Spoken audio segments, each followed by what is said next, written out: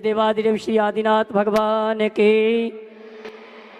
देवादिदेव श्री चिंतामणि पार्श्वनाथ भगवान के, देवादिदेव श्री महावीर भगवान के, संत शिरोमणि गुरुराचार्य श्री विद्यासागर जी महाराज के, नवाचार्य श्री समय सागर जी महाराज के, गुणैतन प्रणीता शंका समाधान भावना एक प्रवर्तक जन जन के संत प्रखर वक्ता बोले परम पूज मुनि श्री प्रमाण सागर जी महाराज के, मुनि श्री विनम्र सागर जी महाराज के, समस्त मुनि संघ के।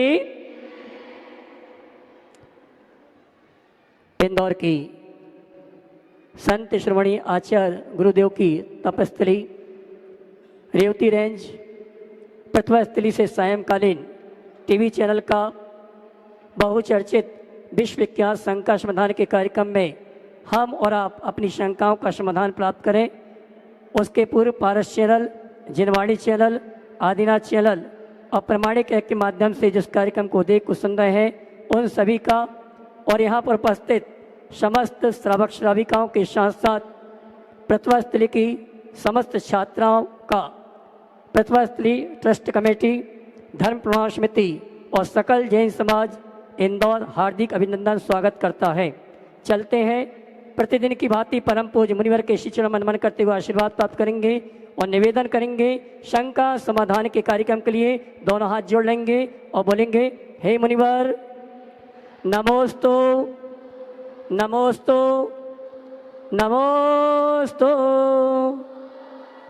और आइए गुरुवर के आशीर्वाद से हम और आप अपनी शंकाओं का समाधान मुनिवर के मुखाग्र से प्राप्त करें। उसके पूर्व आप सभी से कहना चाहूँगा, आज ऐतिहासिक अद्भुत प्रभावना के साथ रेवती रेंज प्रतिभा स्थली में परम पूज्य मुनि श्री प्रमाण सागर जी, मुनि श्री विनम्र सागर जी, आरिका रत्न दुर्लभ मती माता जी के सत्संग सानिध्य में सहस्कूट जिनालय का भूमि शुद्धि शिलान्यास का कार्यक्रम हर्षोल्लास के साथ संपन्न हुआ और ये सौभाग्य प्राप्त हुआ बिड़ीवाला परिवार को। आइए चलते हैं हम और आप परम पूज्य मुनिवर के श्री नमन करते हुए निवेदन करेंगे शंका समाधान के कार्यक्रम के लिए। और शंका समाधान के कार्यक्रम के संचालन के लिए निवेदन करूंगा परम पूज्य मुनि श्री संधान सागर जी महाराज से। दोनों हाथ उठा के जयकार लगाएंगे।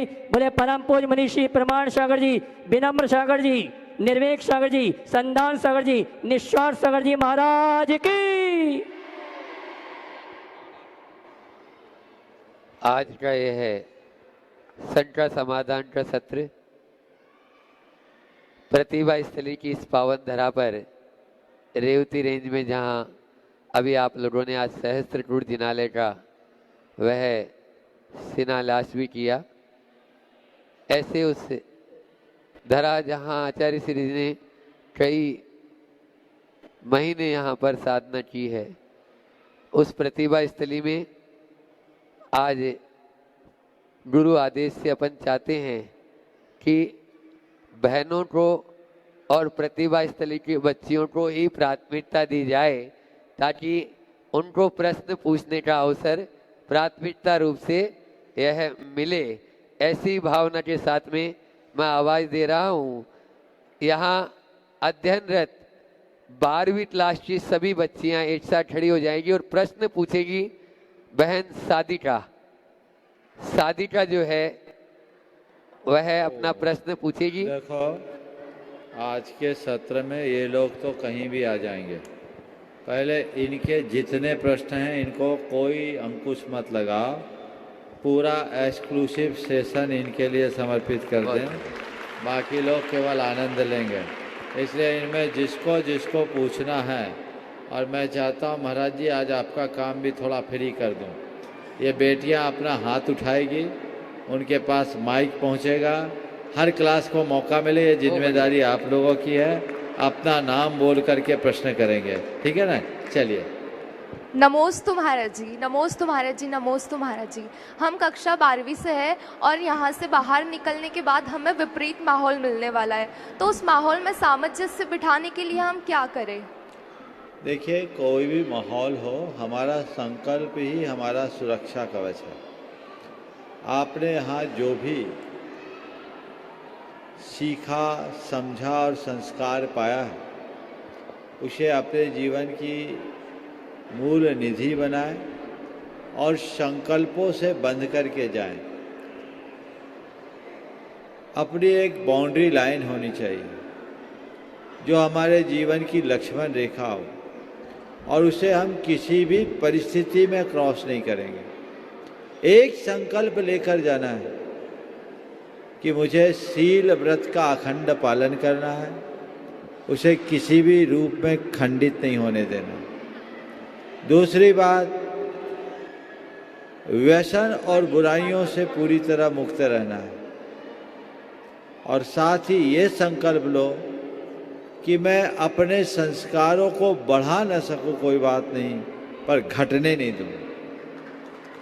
ये ठान कर जाओ कि मेरा प्रभाव माहौल पर पड़े, माहौल का प्रभाव मुझ पर न पड़े, क्योंकि मैं गुरुदेव के तप से सिंचित प्रतिभा स्थली में पली बढ़ी हूं। इसकी छाप सब पर पड़नी चाहिए और अपना व्यवहार इस तरह का बनाओ कि तुम्हें कहना ही ना पड़े कि मैं प्रतिभा स्थली से पढ़कर आई हूं। तो मैं आचरण और व्यवहार को देखकर लोग समझ ले कि ये प्रतिभा स्थली का प्रोडक्ट है। समझ गए? ऐसे मजबूत बनो। नमोस्तु महाराज जी। अपना हाथ पहले से ऊंचा कर दें। और हाँ, 11वीं क्लास की वैसे बालिका, लेकिन ओपन सेशन कर दिया गुरु आदेश से। जो भी अपना हाथ ऊंचा करेंगे वो प्रश्न पूछ सकते हैं। आज सबके लिए प्रश्न की छूट है, आप अपना प्रश्न कर सकती हैं। एक आध दीदी खड़ी हो जाएं ताकि माइक वहाँ तक, 2 माइक पहुँचा दो वहाँ तक, तो एक माइक दूसरे के पास में और पहुँच जाए। ये ओपन सेशन है, इसमें कोई नाम नहीं। अब सीधे सीधे अपना नाम बोलना कि आप छात्रा कौन सी क्लास की है और उसके बाद में अपना प्रश्न। हाँ बोलो, अपना नाम बोलो। ओ राशि जैन 11वीं क्लास की छात्राएं प्रश्न कर रही। हाँ करो। नमोस्तु महर्षि, नमोस्तु महर्षि, नमोस्तु महर्षि। महर्षि 11वीं कक्षा की तरफ से ये प्रश्न है कि हमारे और हमारे माता पिता के बीच में एक जनरेशन गैप है, तो हम उसे कैसे कम करें जिससे वह हमारे भावों को और हम उनके भावों को अच्छे से समझ पाएँ और उस पर मतलब उस पर कर पाए कार्य। देखो, माता पिता और अपने बीच का जो जनरेशन गैप हो अनादि का है, आज का ही नहीं, हमेशा है। अब माँ बाप और हमारे बीच में तो अंतर एक पीढ़ी का वो रहेगा, इसे बदला नहीं जा सकता। इसलिए जनरेशन गैप को कम मत करो। ये सोचो कि जनरेशन गैप है, इसलिए हमें अपना पूरा बिहेवियर इसे ध्यान में रख के करना है। एक तुम्हारे जैसी समझदार कन्या के लिए ये जरूरी बन जाता है कि वो माँ बाप के मनोभावों को समझ करके अपना आचरण करें, अपना सारा जीवन व्यवहार देखें कि उनकी लाइकिंग क्या है, फिर अपनी मनोभावनाओं को दबाए नहीं। अगर ऐसी कोई बात है तो विनम्रता के साथ अनुरोध कर दे, उनको स्वीकार करना होगा। बच्चे बड़ों का मान रखे और बड़े छोटों का ध्यान रखे, इतने में तो काम हो जाएगा। गड़बड़ ये होता है कि बच्चे बड़ों का मान नहीं रखते और बड़े छोटों का ध्यान नहीं रखते और इसी को जनरेशन गैप कर देते हैं। जनरेशन गैप क्या है? यदि दोनों आपस में मिलाए तो सब काम बन सकता है। गुरुदेव का हाइकू हम लोगों के लिए प्रेरणा है, बड़े छोटों पे वात्सल्य विनय से एकता पाए। समझ गए? तो ये भाव जगह। हाँ, अगला प्रश्न। जल्दी जल्दी स्वयं से खड़े होते जाइए। जिनके 10वीं क्लास की छात्रा पुत्री काव्या, पहले ये पूरा हो जाए, अच्छा, फिर इसके बाद में। ठीक। हाँ, पूरी क्लास खड़ी हो जाए और एक प्रश्न कर रहे, फिर उसके बाद में ओपन सेशन हो जाएगा। आप रूबरू होंगे पूज्य श्री से। हाँ। महर्षि, आपके चरणों में कक्षा 10वीं की तरफ से बार-बार नमोस्तु नमोस्तु नमोस्तु। महर्षि, हम कोई नियम लेते हैं और वो जल्दी टूट जाते, तो हम उन पर दृढ़ता कैसे बनाएं? बहुत अच्छा सवाल। ये सवाल तुम्हारा ही नहीं, सबका है। नियम लेते टूट जाते, और कई लोग तो ऐसे होते हैं जो नियम लेते ही पूछते महाराज अगर टूट जाए तो मैं उनसे पूछता भैया ये बताओ तुम नियम तोड़ने के लिए ले रहे हो कि निभाने के लिए? तो पहली बात तो यह है कि कोई भी नियम लो तो निभाने के भाव से लो, तोड़ने के भाव से नहीं। तो नियम लेके नियम को निभाना, नियम को तोड़ना मत। फिर नियम टूट जाए तो छोटे मोटे नियम हो तो भगवान के सामने अपनी निंदा गढ़ा करना और उसकी पुनरावृत्ति न करने का संकल्प लेना। और बड़े नियम है जो मूल रूप से मुख्य व्रतों में ये दोष लगते हैं, तो फिर गुरुओं के पास जाकर उसका प्रायश्चित करना चाहिए और मन में वज्र संकल्प लेना चाहिए कि मुझे अपने नियम में स्थिर रखना है। और अपने द्वारा लिए गए नियमों में दृढ़ता लाने के लिए मन में बार बार एक विचार डालना चाहिए, मुझे अपने नियमों को निभाना है, मुझे नियमों में निष्ठा रखनी है। ये बात यदि बार बार दोहराएं तो नियम में स्थिरता आएगी। नमोस्तु महर्षि। और अब 9th क्लास तैयार हो जाए। काव्या जैन इसमें भी वो अपना प्रश्न पूरी टीम के साथ, अपनी क्लास के साथ कर रही है। नमोस्तु महाराज जी, नमोस्तु महाराज जी, नमोस्तु महाराज जी। 9वीं कक्षा की तरफ से 3 बार नमोस्तु नमोस्तु नमोस्तु। महाराज जी, हमारी तरफ से एक प्रश्न है कि इस प्रतिस्पर्धा के काल में हम अपने आप में ऐसा कौन सा गुण लाए कि हम अपने धर्म को ना छोड़े, क्योंकि ऐसा हो रहा है कि इस काल में लोग अपने धर्म को छोड़ छोड़ के अपने व्यापार, अपनी पढ़ाई के लिए जा रहे हैं। तो हम में ऐसा कौन सा गुण होना चाहिए जिससे हम ऐसा ना करें? बहुत अच्छा नमोस्तु सवाल महाराज। है। ऐसा कौन सा गुण हो जिससे हम प्रतिस्पर्धा की अंधी दौड़ में दौड़ने से बच जाए और धर्म से दूर ना हो। देखिए, हमें सबसे पहली बात है कि औचित्य का विचार करें। किसका विचार करें? औचित्य। औचित्य मतलब क्या उचित है और क्या अनुचित है, इसको ठीक तरीके से सुनिश्चित करें और उचित को प्राथमिकता दें, अनुचित को गौण कर दें। पहली बात तो औचित्य गुण जिसके अंदर आता है उसे ज़्यादा कुछ कहने की ज़रूरत नहीं है। वो अपने प्रत्येक कार्य को उचितानुचित का विचार करके संपादित करता है और उसमें सफल होता है। तो हमें औचित्य का बोध रखना है। धर्म हमारे लिए कितना प्रासंगिक और कितना उपयोगी है, हमारा ये औचित्य बोध ही हमें उससे स्थिर कर पाएगा। पहली बात, औचित्य को हम ध्यान में रखें और दूसरी बात, खुद को आगे बढ़ाने के लिए तत्पर रहें, लेकिन किसी दूसरे को टारगेट ना बनाएं। अपना लक्ष्य खुद को बनाएं, खुद बनाएं। कौन कहाँ पहुँच गया, मुझे कहाँ उससे आगे जाना, ये नहीं, मुझे कितना आगे जाना, ये लक्ष्य रख करके चलेंगे तो प्रतिस्पर्धा कभी हावी नहीं। नमोस्तु महर्षि, नमोस्तु। 8वीं कक्षा की छात्रा पुण्य जैन अपनी पूरी कक्षा के साथ में यह प्रश्न कर रही है और उसके बाद में 7वीं कक्षा की छात्रा तैयार रही। नमोस्तु महाराज जी, नमोस्तु महाराज जी, नमोस्तु महाराज जी। महाराज जी, हमारा प्रश्न यह है कि अगर हमारा नियम है कि हमें नित्य देव दर्शन करना है और अगर किसी प्रतिकूल परिस्थिति के कारण अगर हम भगवान जी के दर्शन नहीं कर पा रहे हैं और अगर हम किसी महाराज जी के दर्शन कर लेते हैं या किसी भी नवदेवता के दर्शन कर लेते हैं तो क्या हमारा नियम पूरा होएगा? आचार्य कुंद ने 3 को दर्शन कहा।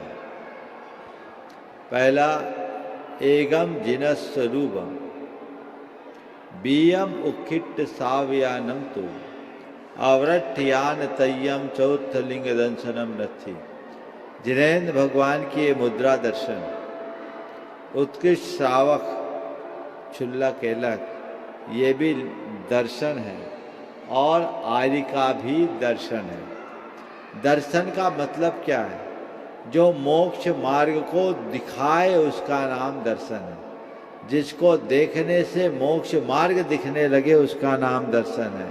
दंसे मोक्ष मग्गम सम्मतम संजमम च सुधम्मम च नानम्य करम सद्ध उभर्सने दंशनम होई।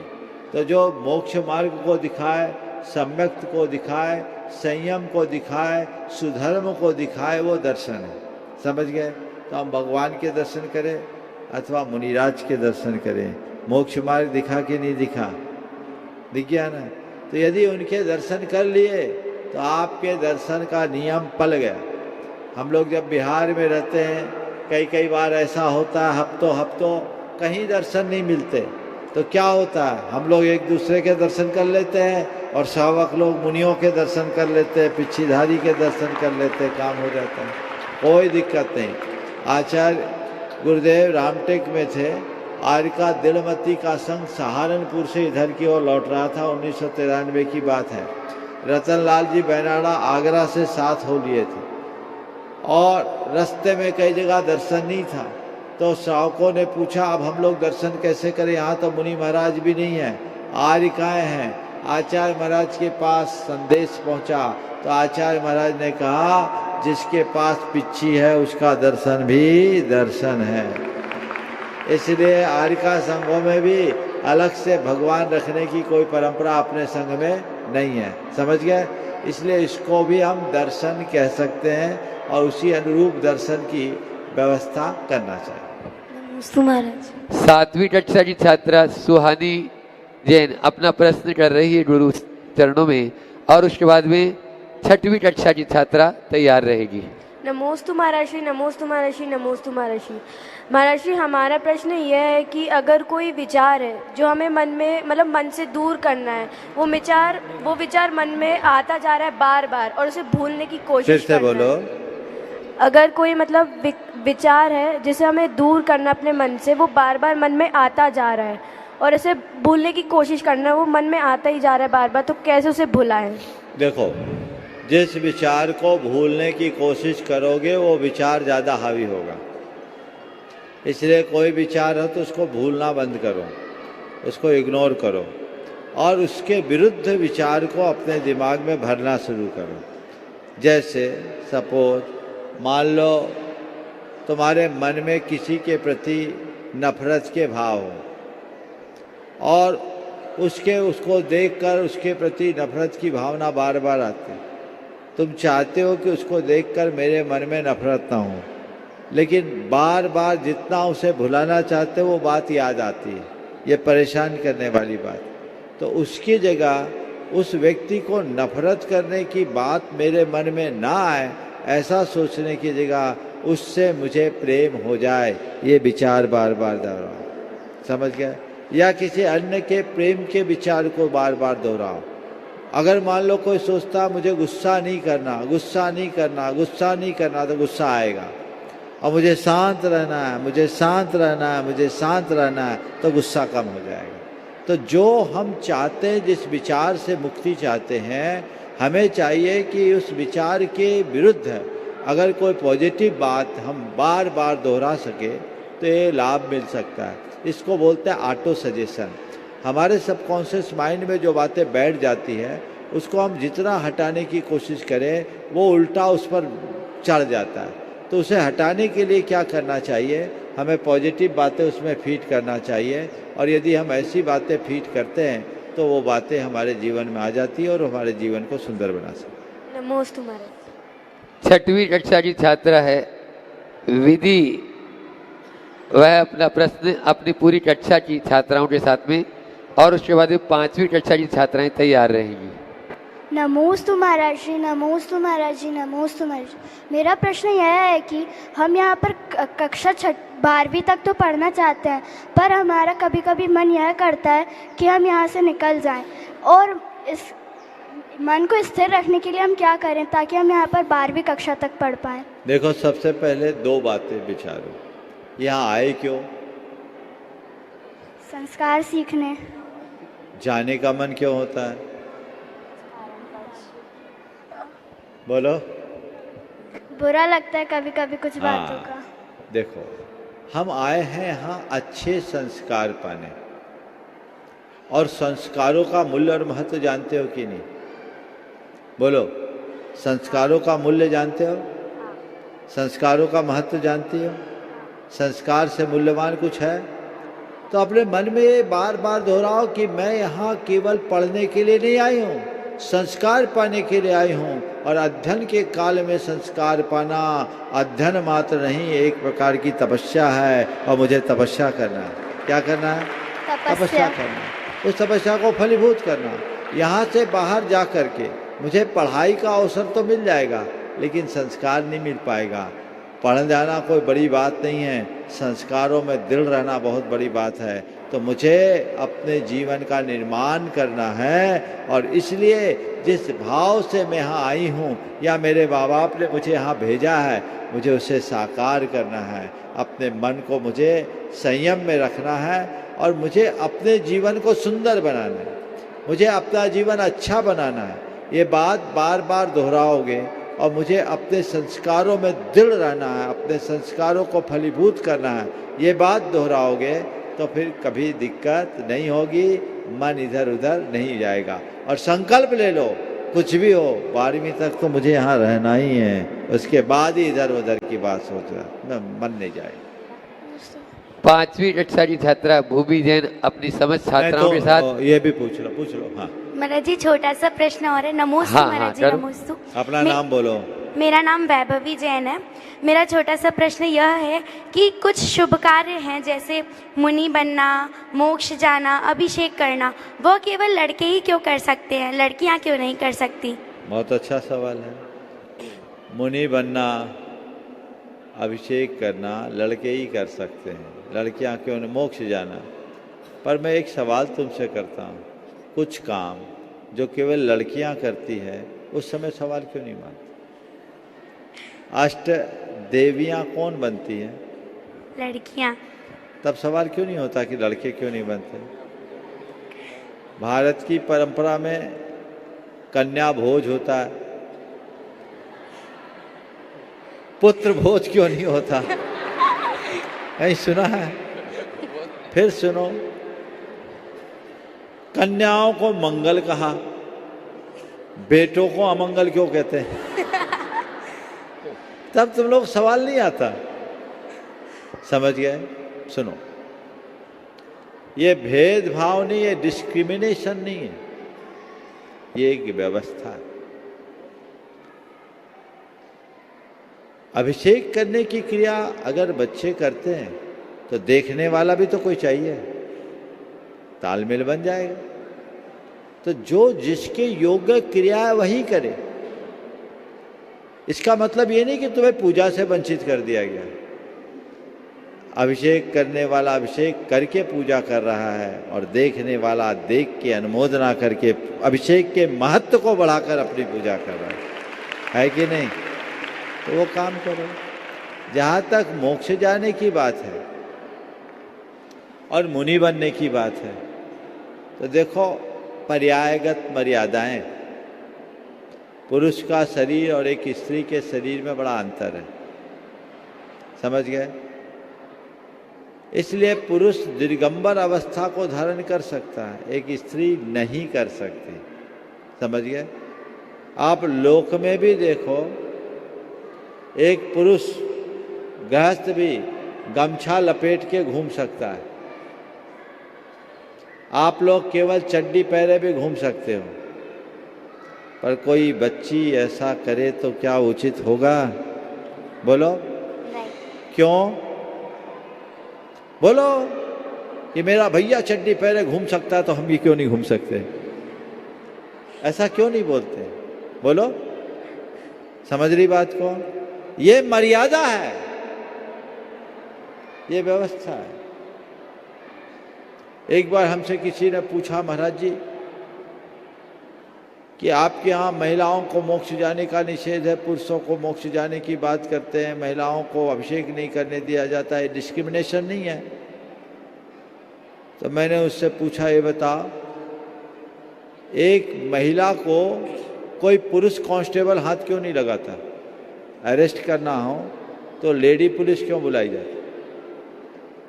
अगर पुलिस पकड़ ले तो लेने का देना हो जाए और बवाल मचा दे।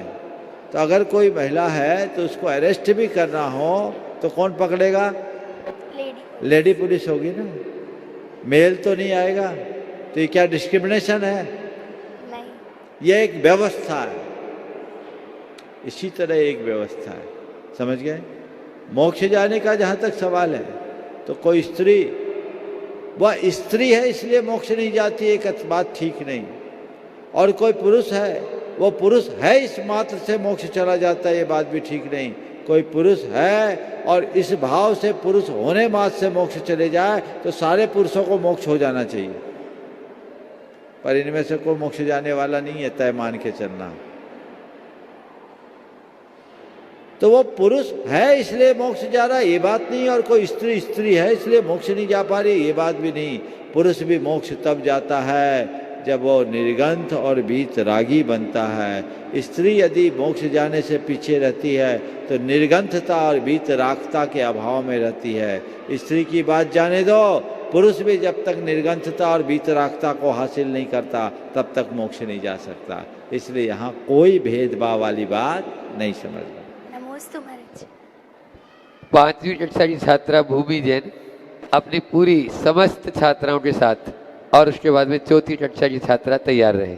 नमोस्तु महाराज जी, नमोस्तु महाराज जी, नमोस्तु महाराज जी। मेरा प्रश्न यह है कि जैसे कि कल परीक्षा है और आज हम लोग को बहुत सारा याद करना है, और याद करने के लिए मन नहीं लग रहा, कि मन नहीं हो रहा कि याद नहीं करना, और ज़बरदस्ती हम याद करते हैं, और ज़बरदस्ती याद करते हैं तो दिमाग में कुछ जाता नहीं है, फिर हम कल परीक्षा में कुछ लिख नहीं पाते। बहुत सुंदर। देखो, मैं तुम लोगों को एक ट्रिक देता हूँ जो मैंने अपने जीवन में अपनाया, बता दूँ? आप लोग बोलते हो, प्राय लोग बोलते हैं महाराज आपको इतनी बातें याद कैसे रहती है। उसका रहस्य बता दूँ आज? मुझे इतनी बातें याद इसलिए रहती कि मैं कोई बात याद नहीं करता, मैंने किसी को याद नहीं किया। याद करने से चीज़ें याद नहीं होती। पढ़ाई करते समय आप जो विषय पढ़ रहे हो उसको स्कैन करो, उसकी फोटो अपने माइंड में खींच लो।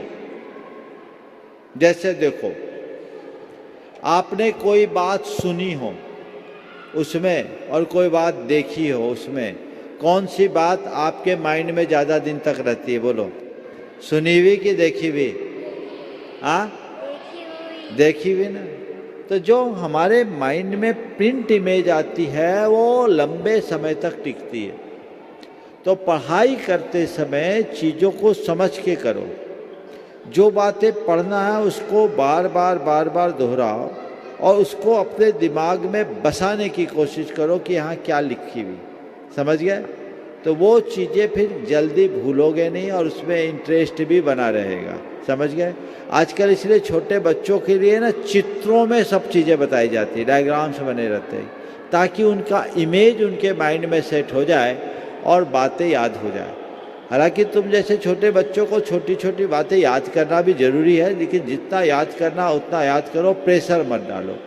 और जब मन न करे याद करने का तो उस समय अपने मन से बोलो ठीक है याद तो हम नहीं करेंगे, लेकिन कल पेपर में क्या करेंगे। याद करना जरूरी है, ऐसा माइंडसेट बनाओ और बोलो बाकी बातें बाद में, आज तो हमें याद करना है तो हो जाएगा। एक दूसरा, परीक्षा के टाइम में याद करने की अपेक्षा रोज का विषय रोज याद कर लो तो कोई दिक्कत नहीं होगी, केवल दोहराना पड़ेगा। जो बच्चे समय पर ठीक ढंग से पढ़ाई करते हैं, अपना होमवर्क कर लेते हैं, उनके लिए कोई प्रेशर नहीं रहता। और जो ठीक टाइम पर पढ़ाई नहीं करते, अपना अच्छा होमवर्क नहीं करते, उन पर बहुत प्रेशर रहता है। तो रोज का रोज पढ़ाओ। जो तुम्हें आज क्लास में पढ़ाया गया है, जो होमवर्क दिया गया, उस पूरे विषय को लर्न करने के बाद, पूरी तरह पढ़ने के बाद ही आप अपने दिन को पूरा करो। आज का काम आज करना है, कल पर नहीं छोड़ना, तभी आगे बढ़ो।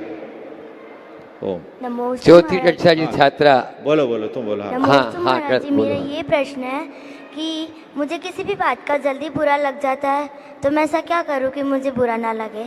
बहुत अच्छा सर। ये बच्चों को नहीं बड़ों को भी है। बच्चे निश्चलता से पूछ लेते हैं और बड़े पूछने की हिम्मत नहीं कर पाते। बेटे देखो, किसी की भी बात का बुरा लग जाता है ना, ठीक है। अब मैं एक बात तुमसे पूछता हूँ, किसी से प्रेम होता उसकी बात का बुरा लगता है क्या? क्यों नहीं लगता? बोलो। क्योंकि वो हमें पसंद है। तो बस जिसकी बात बुरी लगती उसको पसंद करना शुरू कर दो, वो बुरा नहीं लगेगा। समझ गए? उसको पसंद करना शुरू कर दोगे तो बात बुरी नहीं लगेगी, और नापसंद रखोगे करोगे तो बात बुरी लगेगी। इसलिए पसंद करना शुरू करो, ठीक है? नमस्ते महाराज जी। हाँ, नाम बोल दो अपना नाम। हाँ, महाराज जी, हमारा ये प्रश्न है कि जब कोई चीज़ हमें ज़रूरी होती है और वो कहीं मिलती नहीं है, अगर मिलती है तो उसके साथ कोई ऐसी चीज़ मिलती है जो हमारे धर्म में नहीं लिखी होती, फिर हमारे लिए बुरी होती है, और वो चीज़ हमें ज़रूरी होती है, तो फिर हम ऐसी परिस्थिति में क्या कर सकते हैं? जो चीज़ें जरूरी होती है मिलती नहीं, और मिलती है तो ऐसी मिलती है जो हमारे धर्म के अनुकूल नहीं है, यही ना? तो देखो, कोई चीज़ कितनी भी जरूरी है, उन सब से ज़्यादा जरूरी मेरा धर्म है। ये बात अपने मन में बैठाओ। बोलो, धर्म जरूरी है कि चीज़ें? धर्म। तो जब धर्म जरूरी है तो वो चीज़ जरूरी कैसे होगी? मेरे लिए बाकी चीज़ें सेकेंडरी है, मेरा धर्म पहले है। ये धारणा पक्की बना लो। जरूरी चीज़ें मिले उसके लिए मैं प्रयास करूं, लेकिन अपने धर्म के मूल्य पर ऐसी चीज़ें मैं नहीं ले सकती। नहीं मिल रही है, नहीं सही, हम उसका अल्टरनेट ढूंढेंगे। बहुत सारी चीज़ें होती है जो जरूरी होती है लेकिन नहीं मिलती, तो हम उसका अल्टरनेट ढूंढते हैं कि नहीं ढूंढते? बोलो, हाँ ढूंढते हैं ना? तो चलो अल्टरनेट ढूंढो, लेकिन अपने धर्म से कभी समझौता नहीं करना। बोलो। हाँ, महाराज जी, हम इतने छोटे से बच्चे, हम गुरुजी के इतने बड़े बड़े सपने को कैसे पूरा करेंगे? क्या बात है, बहुत अच्छा भाव, बहुत बहुत सुंदर। हम इतने छोटे से बच्चे गुरुजी के बड़े बड़े सपनों को कैसे पूरे करेंगे? तुम एक ही भाव मन में रोज रखो कि हमें बड़ा होकर एक अच्छा इंसान बनना है और इतना समर्थ बनना है कि गुरुजी के सारे सपनों को पूरा कर सके। ये भाव बार बार दोहराएंगे तो वो भी हो जाएगा। ध्यान रखना, जितने भी लोग बड़े हुए हैं ना, वो कभी छोटे थे। तुम आज छोटी हो, कल तुम भी बहुत बड़ी बन सकती हो। हम लोग भी कभी छोटे थे, हमारे गुरुजी भी कभी छोटे थे, लेकिन छोटे भी जब बड़ा सोचने लगते हैं तो वह काम कर दिखाते हैं जो बड़े बड़े भी कर नहीं पाते, है ना? चौथी क्लास के पूरे बच्चे अक्षरा जैन के साथ में। हाँ, नमोस्तु महाराज जी। महाराज जी, भगवान जी भी ध्यान लगाते हैं और हम भी ध्यान लगाते हैं, और हम लोग भगवान जी का ध्यान लगाते हैं, तो भगवान जी किसका ध्यान लगाते हैं? बहुत अच्छा सवाल। देखो, भगवान जी अपना ध्यान करते हैं। किसका ध्यान करते हैं? अपना। वो अपने में रहते हैं। हम लोग भगवान का ही ध्यान करते हैं, अपने भीतर के भगवान को देखते हैं। आप लोग जो बाहर भगवान है उनको देखते हैं, लेकिन भगवान बोलते हैं हम सबके भीतर भगवान है। समझ गए? तो हम अपने भीतर के भगवान को पहचाने तो हमारा ध्यान अच्छा लगे। नमस्ते महाराज जी, मैं कक्षा चौथी की छात्रा हूँ। महाराज जी, जब भी हम लोग नरक या फिर स्वर्ग में जाते हैं, तो भी जब भी हम नरक या फिर स्वर्ग में जाते हैं, फिर तो से बोलो। हम जब भी हम नरक या फिर स्वर्ग में जाते हैं, नरक या स्वर्ग में जाते हैं, हाँ, तो आज तक किसी ने ना ही स्वर्ग देखा है ना ही नरक देखा है, तो पता कैसे चलता है कि वो नरक गया या फिर स्वर्ग? बहुत अच्छा सवाल। हम नरक स्वर्ग की बातें करते हैं, लेकिन सच्चाई यही है। खड़े रहो बेटा, खड़े रहो, खड़े रहो। न किसी ने नरक देखा न स्वर्ग देखा, तो पता कैसे चलता है कि वह नरक गया या स्वर्ग गया? देखो, तुमने आज तक नरक और स्वर्ग नहीं देखा, लेकिन मैं तुम्हें आज नरक और स्वर्ग का दर्शन कराना चाहता हूँ। करोगे? हाँ, देखो, इस धरती पर बहुत से ऐसे मनुष्य मिलेंगे जिनको खाने के लिए कुछ नहीं, पीने के लिए कुछ नहीं, पहनने के लिए कुछ नहीं, रहने के लिए कुछ नहीं, हाथ नहीं है, पैर नहीं है, उसके ऊपर गलिष्ठ कुष्ठ है, गलित कुष्ठ है, कोढ़ है, पैर शरीर में मक्खियां भिन भिना रही है, तन पर बैठी हुई मक्खियों को भी भगाने में जो समर्थ नहीं है। दुख है कि नहीं? बोलो, दुख है ना? और इसी तरह कोई व्यक्ति ऐसा है जिसको किसी चीज़ की कमी नहीं, रेलम पेल है, हर चीज़ उसके पास भरे, नौकर है, चाकर है, धन है, पैसा है, लोग आगे पीछे घूम रहे हैं, गाड़ी घोड़ा सब कुछ है, कोई चीज़ की कमी जिसके पास नहीं है, उसके पास सुख है कि नहीं? सुख है ना? तो जो पहले वाला व्यक्ति है उसके पास जो दुख है ना, इस दुख की एक सीमा है। इसके आगे का भी दुख हो सकता है कि नहीं हो सकता? बोलो। हाँ, माइक लो ना, इसको माइक दो बिटिया को। इसके आगे का भी जो दुख होता है ना, तो जो इसके आगे का दुख है, ये दुख वो सह रहा है। ये दुख क्या कर रहा है? वो सह रहा है ना? मेरी बात सुन रही? इतना दुख है लेकिन उसको सह रहा है। ये दुख इस लोक का दुख है, इस धरती का नरक है। इससे आगे की कैटेगरी का जो दुख है, जो सहने के भी अयोग्य है, समझ लेना वो नरक है। समझ गए? इसी तरह यहाँ जो सुख मिल रहा है, इस सुख की सीमा है कि नहीं है? है ना? क्या यही चरम हो गया? इसके आगे भी तो सुख हो सकता है। तो ये जो सुख है, समझ लो इस लोक का स्वर्ग है। इससे आगे का जो सुख है वो समझना स्वर्ग है। तो ये स्वर्ग और नरक को हम अनुमान से जान सकते हैं। ठीक है ना? हाँ, अगला अब आपकी इन नन्ही मुन्नी बच्चियों के लिए जो अहरनीस गुरु के लिए बच्चियों में चल रहे। हाँ, नमोस्तु महर्षि जी, मेरा प्रश्न यह है कि नाम बोल दो अपना। जूही जैन। हाँ, मेरा प्रश्न यह है कि जैसे हमें लगता है कि कोई व्यक्ति हमारे सामने गलत है और वो गलत काम भी कर रहा है, लेकिन दुनिया के सामने वो बहुत अच्छा है और दुनिया उसे पसंद भी करती है, तो ऐसे में हमारे मन में उसके प्रति आलोचना के भाव आ जाते हैं और मतलब हम ये सोचते हैं कि कभी कभी ये साबित करने की कोशिश भी करते हैं कि वो व्यक्ति गलत है और वो गलत करता है। तो ऐसे में हम क्या करें? और हमें ऐसा भी लगता है कि वो हमेशा खुद ही आगे होता है और हमारे मन में आता है कि ये हमारे कर्म का उदय है, और क्या हम ऐसा सोच के हर बार टाल दें? देखिए, अगर ऐसा कोई गलत व्यक्ति है तो उसके बारे में दो बातें विचारो। पहले ये देखो कि वो व्यक्तिगत जीवन में गलत है या सार्वजनिक रूप से गलत है।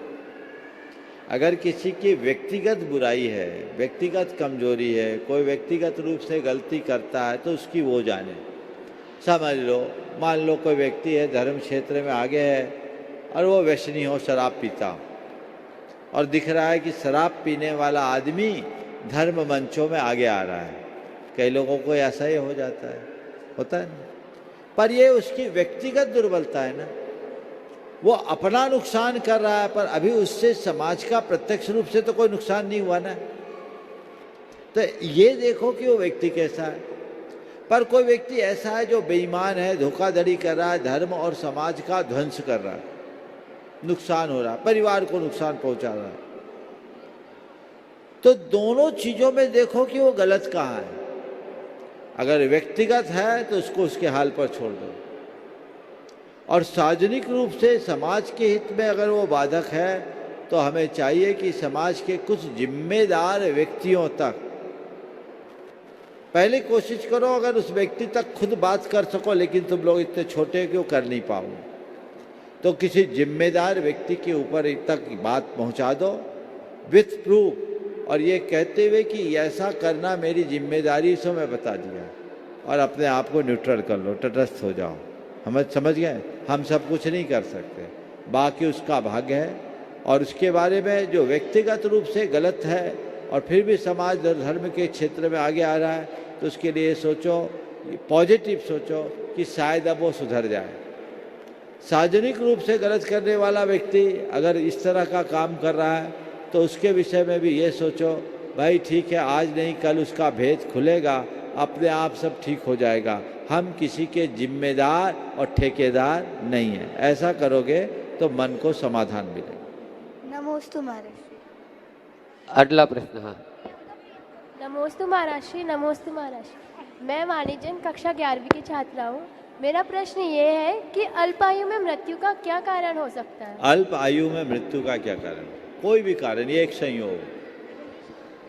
ये मत सोचना कि कोई अल्प आयु में चला गया तो वो पापी था, ये बिल्कुल मत सोचना। और ये भी मत सोचना कि अल्प आयु में जो मरा है वो दुर्गति में जाएगा, बिल्कुल नहीं। हम सिद्धांत शास्त्रों की दो बातों पर ध्यान बताना चाहेंगे। सचखंडागम में ऐसा आया है कि स्वर्ग से आया हुआ जीव, आप सुनकर आश्चर्य करोगे, भवनवासी व्यंतर और ज्योतिषियों से आया हुआ जीव कुछ मुहूर्त तक, शास्त्र की भाषा में मुहूर्त पृथक्त्व में, मां के पेट में आया, यहां आया और मुहूर्त पृथक यानी कुछ घंटों में वापस जहां के तहां चला गया। जहां से आया आकर के मनुष्य होकर मर करके जहां वहीं चला गया।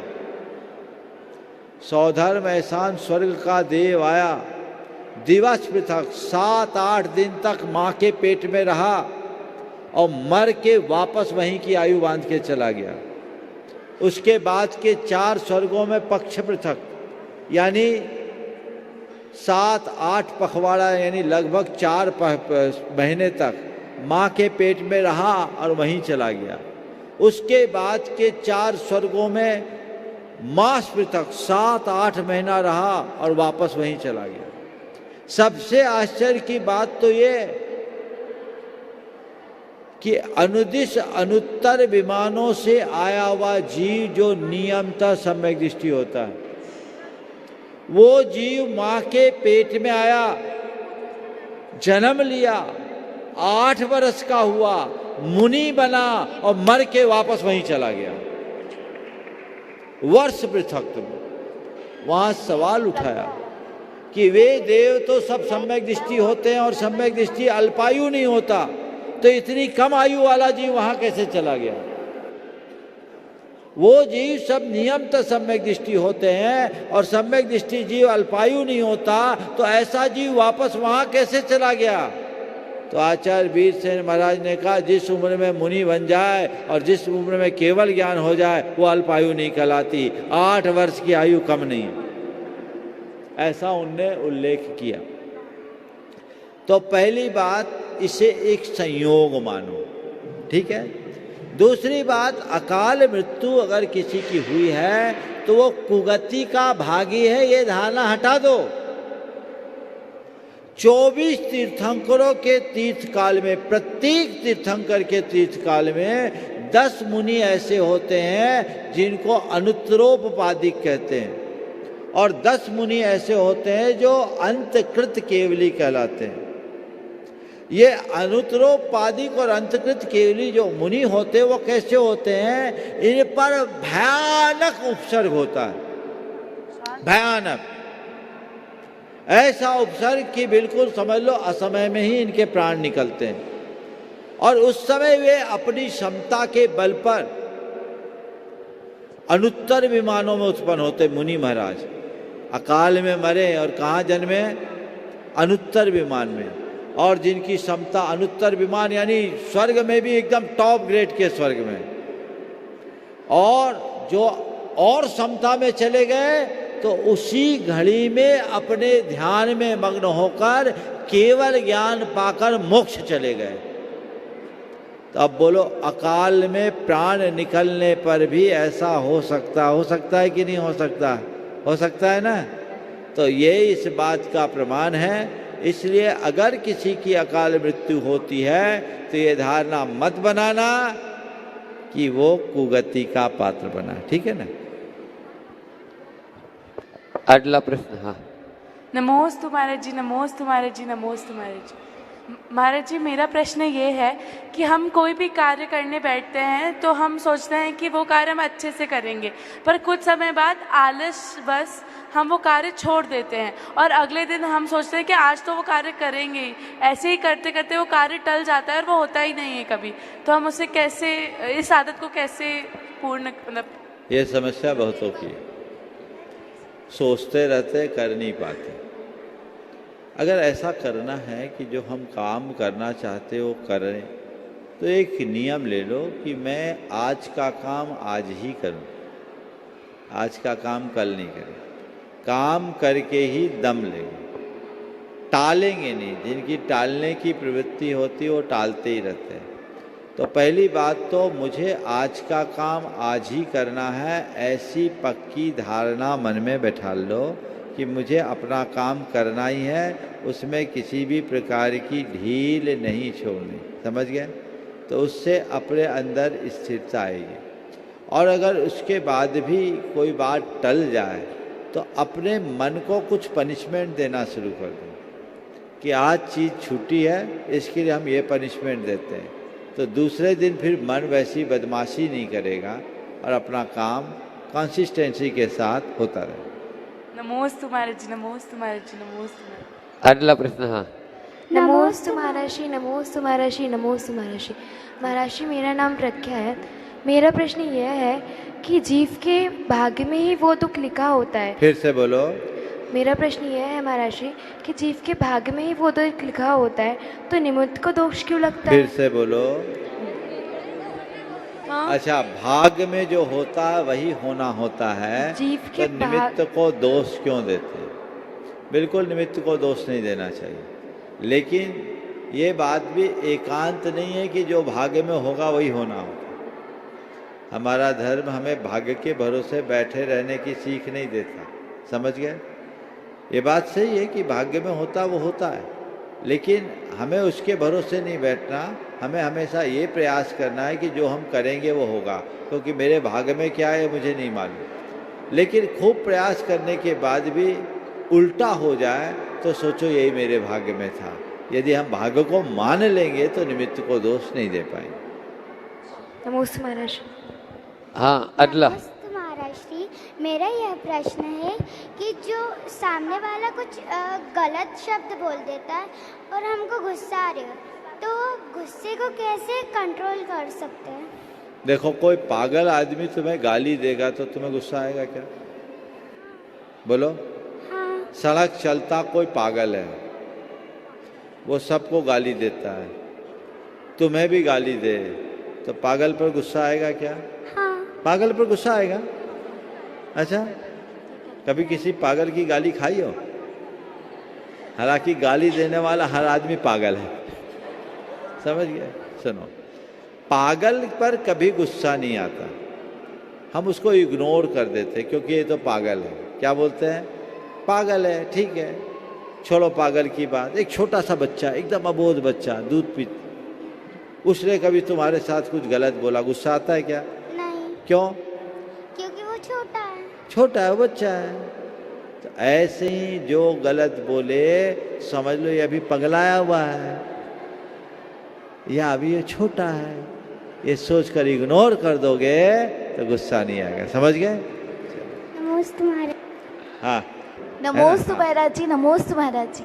मेरा प्रश्न ये है कि जब हम किसी कठिन परिस्थितियों का सामना करते हैं, हमारे सामने कोई मुश्किलें आती हैं, तो हम अपने अंदर अपने ही प्रति हीन भावना आ जाती है और हम मतलब अपने आप को दोष देने लगते हैं और हमारे अंदर नकारात्मकता आ जाती है। तो हम उन नकारात्मकता से कैसे बचें और हमें उसके अलावा अपने कष्टों के अलावा किसी और की कष्ट नहीं दिखते हैं, तो हम उस समय अपने आप को संयमित कैसे रखें और अपने अंदर सकारात्मक भाव कैसे लाएं? बहुत बहुत अच्छा सवाल है। नाम भी बोल दो। हाँ, अपना नाम बोल दो। मेरा नाम विभा जैन है। देखो, ऐसा है, जब भी इस तरह की कोई कठिन परिस्थिति आए और अपने आप को सकारात्मक बनाए रखना चाहते हो, तो उन परिस्थितियों को में कठिनाई देखने की जगह अवसर देखने की कोशिश करो। ये सोचो कि ये कठिन परिस्थिति मेरे लिए एक अवसर बन करके आई है, एक चांस है, और मैं इस चांस का सही उपयोग करूं तो एक बहुत बड़ी उपलब्धि हो सकती है, एक अचीवमेंट मेरे साथ हो सकता है। समझ गए? तो कठिन परिस्थितियों को एक अवसर के रूप में देखना शुरू करो। यदि ऐसी परिस्थितियों में अवसर दिखने लगेंगे तो कोई कठिनाई नहीं लगेगी, कठिन परिस्थिति का सामना भी कर पाओगे। दूसरी बात, अपने आत्मविश्वास को बढ़ा के रखो। आत्मविश्वास मजबूत रहेगा तो नकारात्मकता कभी हावी नहीं होगी। ये दोनों चीज़ें अगर सामने होगी तो कोई कठिनाई नहीं हो सकेगी, है ना। अब सवाल सब बहनों के लिए एक बार हो जाए, इकट्ठी हो जाए तो ज़्यादा अच्छा है। नमोस्तु महाराज जी। सभी बहनें एक साथ खड़ी हो जाए और एक या दो प्रश्न जो भी जैसा भी आदेश। ओ हाँ चलिए दो। हाँ महाराज श्री, ये प्रश्न हमारा कक्षा 12वीं को लेकर है। हमारा ये प्रतिभा स्थली में कक्षा 12वीं का प्रथम वर्ष है और उनका अंतिम वर्ष है। ये लोग ये पूरा अध्ययन करके यहाँ से जाने वाले हैं कुछ महीनों बाद। तो हम जब बाहर देखते हैं, बाहर का माहौल सुनते हैं, तो माहौल को सुन के ऐसा लगता है कि ये कैसे रहेंगे, कैसे अपने सील को बचा के रखेंगे। तो हम लोग क्या ऐसा करें अभी और 3 महीनों में, और क्या कर सकते हैं कि वो अपने सील को बचा के रखें और हम निश्चिंत हो जाए कि हाँ ये कहीं भी जाएंगे तो अपने सील को बचा के रखेंगे। पहले तो मैं चाहूँगा इन बहनों का जोरदार अभिनंदन करें।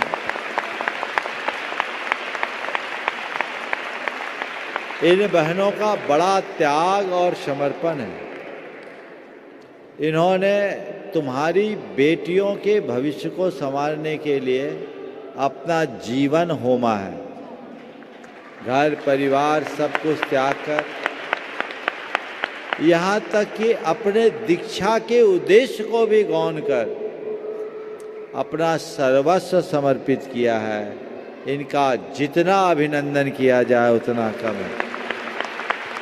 इसलिए आप लोगों से भी कहता हूँ, इन लोगों को विशेष श्रद्धा के भाव से देखना और इनका समुचित सम्मान करना, क्योंकि इनका त्याग पैसों से बहुत ऊंचा है।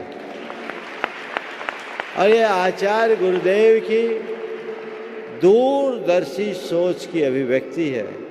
निश्चित इन बच्चियों का सुंदर भविष्य गढ़कर ये हमारी संस्कृति की महासेवा कर रही है। जो सवाल आपने पूछा है उसके लिए मैं इतना ही कहूँगा कि यदि बच्चों की नींव मजबूत हो जाए तो आगे भटकने की कोई संभावना नहीं है। आज यही बच्चियाँ नहीं, सब बच्चियाँ उच्च शिक्षा के लिए जाती, बच्चे हों या बच्चियाँ सब जाते हैं। माहौल ख़राब है, लेकिन हमें इनको कुछ संकल्पों में बांध करके भेजना।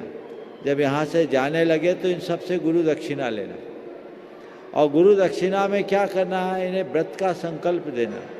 वो संकल्प में बंध के रहेंगे तो ये संकल्प इनके जीवन का सुरक्षा कवच बनेगा, लक्ष्मण रेखा बन करके इनकी रक्षा करेगा और ये अपने जीवन को आगे बढ़ाएंगे।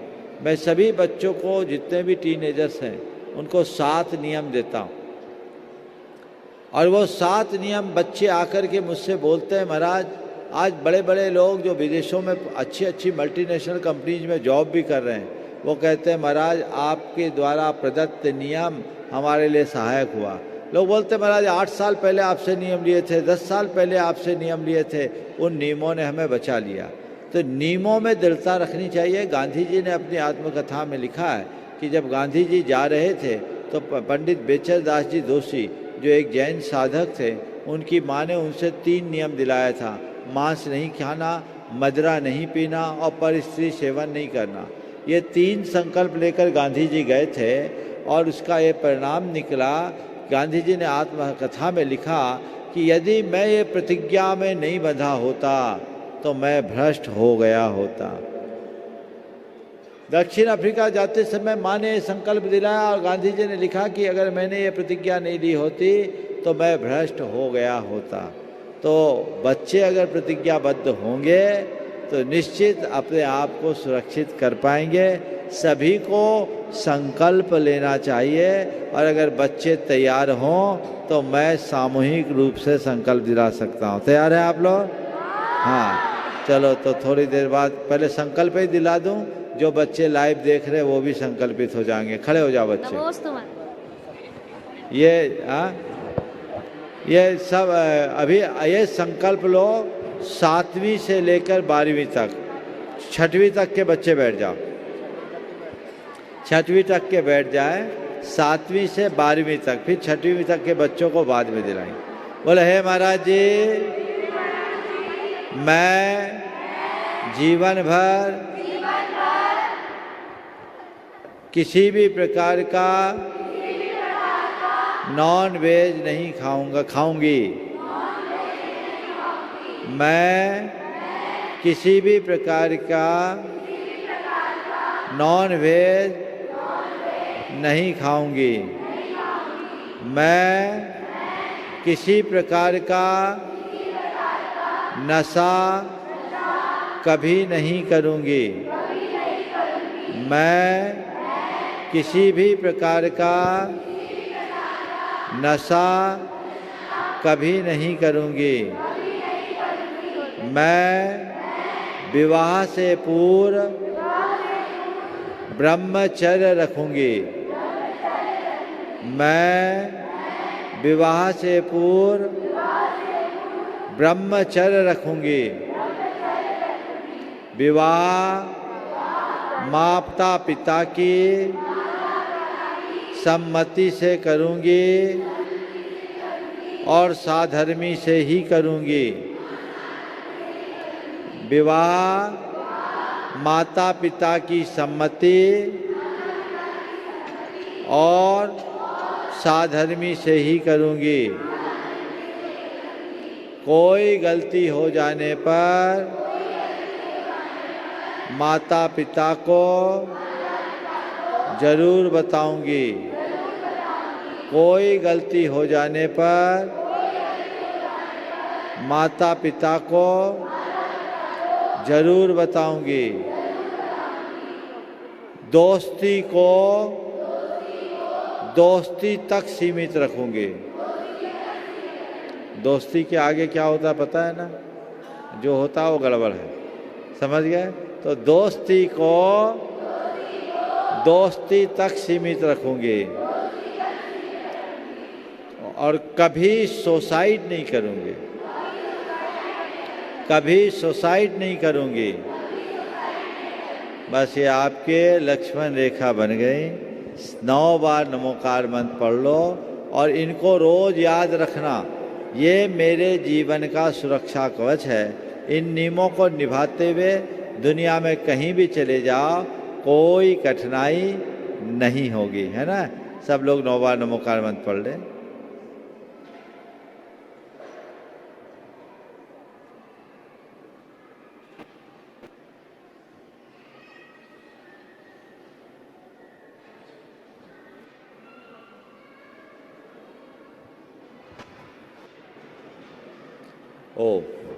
आज के शंका समाधान में आप लोगों को आनंद आया होगा। इन नन्हे मुन्ने बच्चों के साथ बातचीत करके मुझे भी आनंद आया और ये पहला सेशन है। बहुत अच्छा। आज का ये दिन बहुत अच्छा दिन, जब आज सहजकूट जिनालय का शिलान्यास हुआ, महाराज जी से भी मिलना हुआ और आर्यिका संघ भी यहाँ उपस्थित हुआ और इस स्थान में पहली बार आने का मौका मिला है। समय आप सबका हो गया। यहीं पर विराम।